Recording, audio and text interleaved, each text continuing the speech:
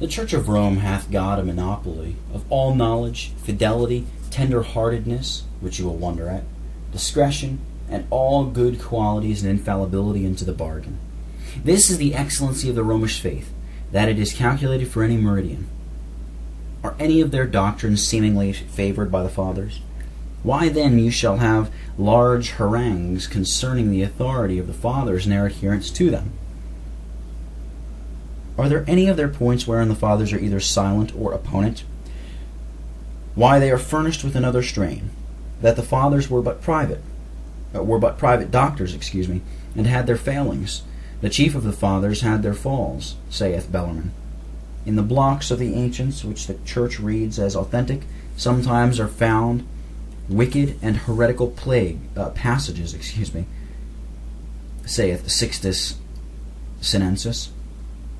And so long as the Church of Rome reserves to herself always the liberty of determining what passages are wicked and heretical, I trow she is out of gunshot.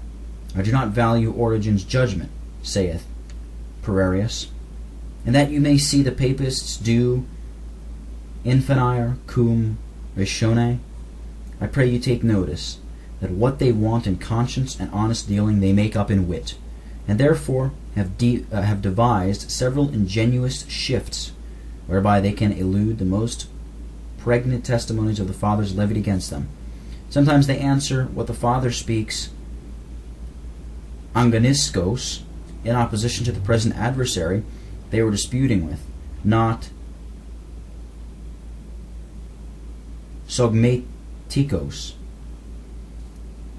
dogmatikos, as laying down their own positive opinion. Thus Peron and Sixtus Senesis. Sometimes they say the Fathers speak declamatorio, more, hyperbolically, and by excess. Thus Sixtus Sinensis answers our allegations from the Fathers for reading the Scripture. Thus Pedavisus answers a clear passage of Chrysostom's against auricular confession. At other times they tell us the Fathers did not always speak what they thought, but what they saw necessary to confute their adversaries. Thus Peron answers the citations from the Fathers against creature worship. If you allege the epistles of the Fathers, they tell you the Fathers did not use fully to open their minds in those writings. So Peron answers a testimony of Austin's against transubstantiation. Sometimes they plead that the Fathers speak the opinion of others, not their own, as Bellarmine answers a place out of Hiram. If you bring any passage out of their poems, they say the Fathers did use poetical liberty, as Bellarmine answers Prudentius. So just was the judgment of the University of Douai upon Bertram's book of the body and blood of Christ. Seeing we bear many errors in the ancient Fathers, and extenuate and excuse them, and oft times by some devised fiction, we deny and put a convenient sense upon them, when they are opposed against us in disputations with our adversaries. We do not see why Bertram doth not deserve the same equity and diligent recognition. And thus they deal with the Fathers, when they displease their humor and oppose their doctrines. But if the Fathers deliver anything that seems to countenance their conceits, then every passage of the Fathers is dogmatical, and every word an argument. Then the Fathers have done playing and quibbling.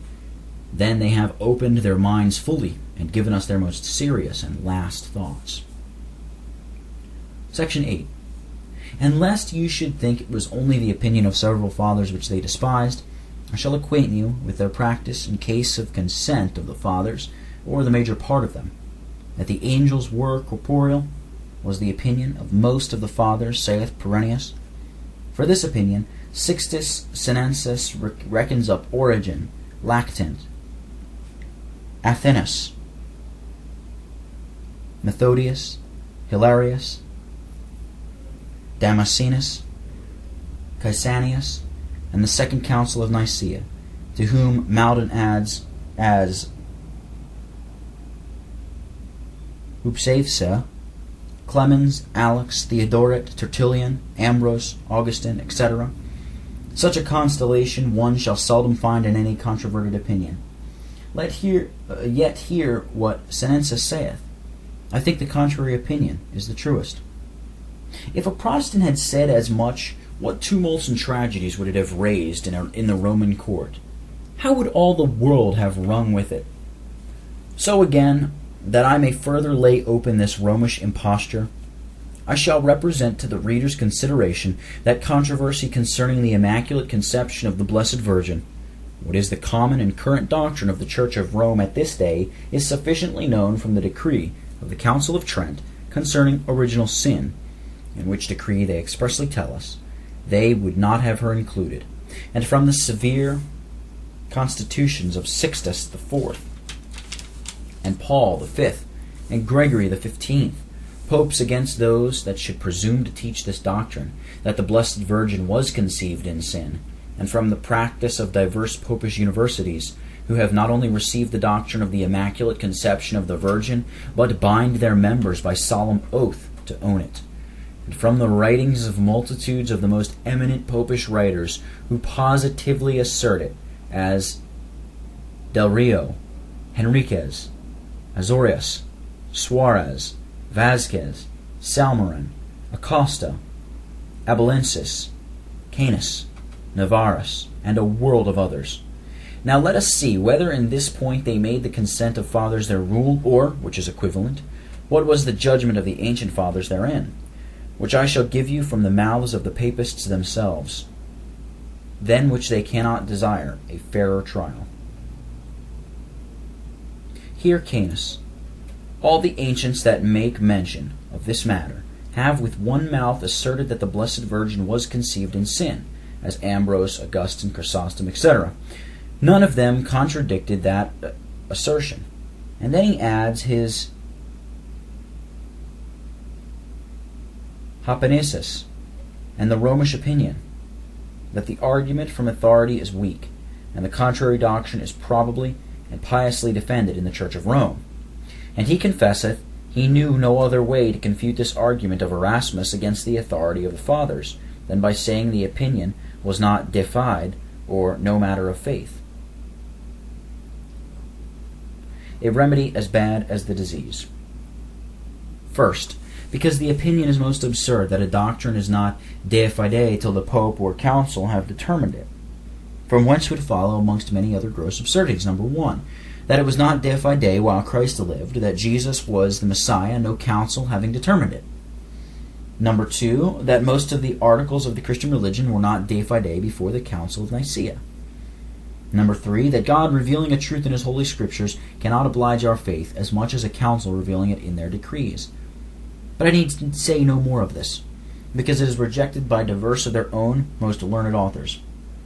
It is the common opinion of doctors that a council doth not make a thing to be of faith, but denies or declares that such a thing it is, or formerly was, de fide, as the Holy Fathers abundantly confirm, saith White. Secondly, because this was de fide according to their own doctrine, for the Council of Basel had positively defined and determined it as pious and agreeable to faith, reason, and Scripture, to be embraced by all Catholics, and that it should be lawful to no man to teach the contrary. This put S. Clara so hard to it, that he is forced to this horrible shift, that they only design it. Tanquam pium and consonam fidei. Now, the terms tanquam and consonam are terms of diminution. But, to return, Salmeron, treating of this point, tells us that his adversaries reckon 200, others 300 fathers against his and the Romish doctrine of the Immaculate Conception. Well, what is his answer? Really, it is so full of heresy that I feel they will chide me for translating it. He tells you the argument from authority is weak. I answer, saith he, from Exodus 23, verse 2, Thou shalt not speak in a cause to incline after many to wrest judgment. As Augustine answered the Donatists, it was a sign that a cause wanted truth, which leaned upon authority, that the younger doctors see further than the ancients. That is to say, the Romish doctors are wiser than the ancient fathers. I commend these passages to the care of my lords the inquisitors.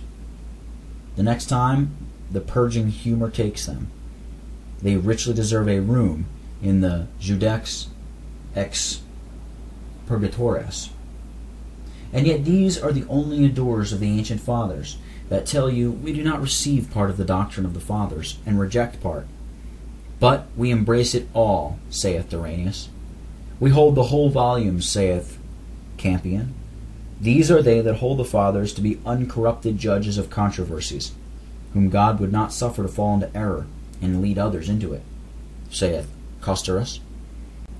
Will you see more of this mystery of iniquity?